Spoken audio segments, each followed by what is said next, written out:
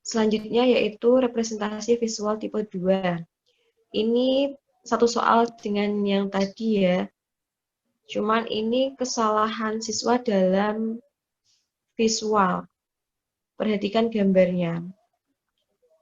Kemudian kesalahannya itu menulis rumus volumenya juga salah. Seharusnya kan panjang kali lebar kali tinggi. Nah, itu dituliskan R kali R kali R.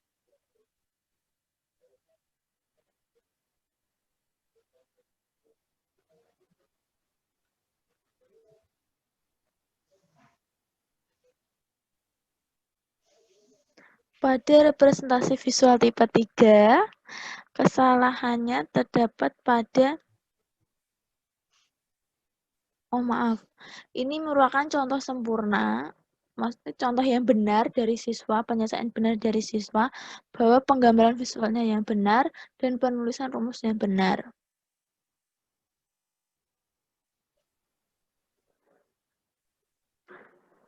Kesalahan siswa dalam melakukan representasi visual. 1. Siswa masih kesulitan dalam mengubah informasi verbal dari soal ke dalam bentuk ilustrasi gambar.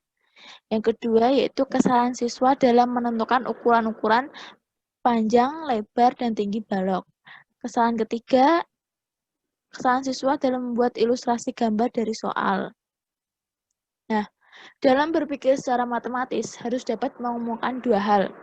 Yang sudah disampaikan yaitu dapat menyampaikan ide-ide yang disebut representasi matematis. Yang kedua, bisa memilih dan menerapkan strategi pemecahan masalah sederhana, menginterpretasikan dan menggunakan representasi berdasarkan sumber informasi dan mengumumkan alasan, serta mengembangkan komunikasi tertulis sederhana melalui hasil analisis, interpretasi, dan penalaran. Nah, sekarang kita beralih ke literasi. Apa itu literasi? Kemampuan literasi adalah kemampuan merumuskan, menggunakan, dan menafsirkan dalam berbagai konteks. Yang sudah dijelaskan tadi, literasi sebenarnya ada sangkut pautnya dengan representasi. Karena literasi juga dapat berhubungan dengan representasi. Dalam literasi matematis terdapat indikatornya.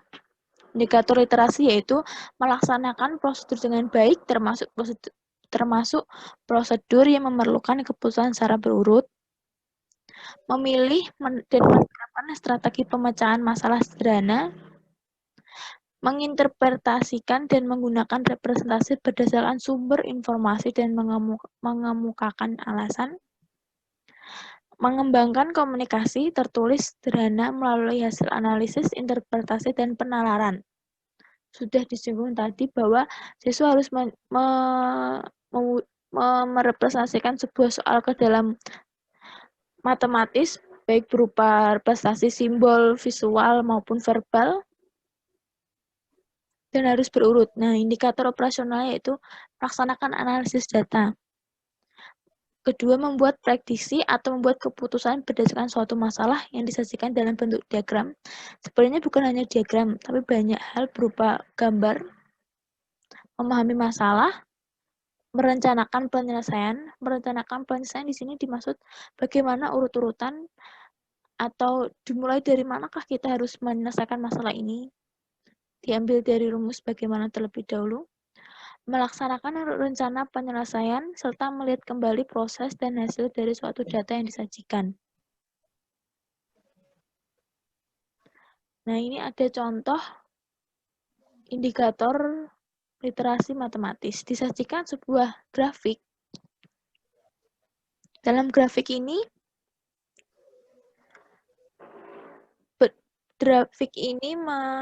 dalam permasalahan ini melakukan pendekatan dengan problem solving, di mana siswa disajikan sebuah masalah, lalu siswa diharuskan untuk menyelesaikan masalah tersebut dengan cara menganalisis dari permasalahan tersebut. Ini disajikan grafik tentang penggunaan bahan bakar dalam sebuah perjalanan. Nah, Pekerjaan siswa pada langkah understand. Understand di sini dimaksudnya pemahaman. Nah, mobil di titik A memerlukan berapa liter, mobil di titik B memerlukan berdasarkan grafik yang disajikan. Nah, gambar yang ketiga, pekerjaan siswa pada langkah plan dan carry out. Plan itu berarti menentukan, carry out itu strategi awal. Ini siswa dituntut diharuskan untuk berdiskusi di dalam kelompoknya untuk menentukan apa yang harus dilakukan, langkah awalnya apa, terus menyusun strateginya bagaimana, yang seperti disajikan tadi dalam slide sebelumnya. Nah, dapat kita simpulkan bahwa pendekatan problem solving lebih efektif diterapkan pada pembelajaran matematika untuk meningkatkan kemampuan representasi maupun literasi matematis siswa. Dengan demikian, pendekatan problem solving dapat dijadikan sebagai salah satu alternatif bagi guru untuk melatih kemampuan representasi dan literasi siswa pada materi-materi lainnya.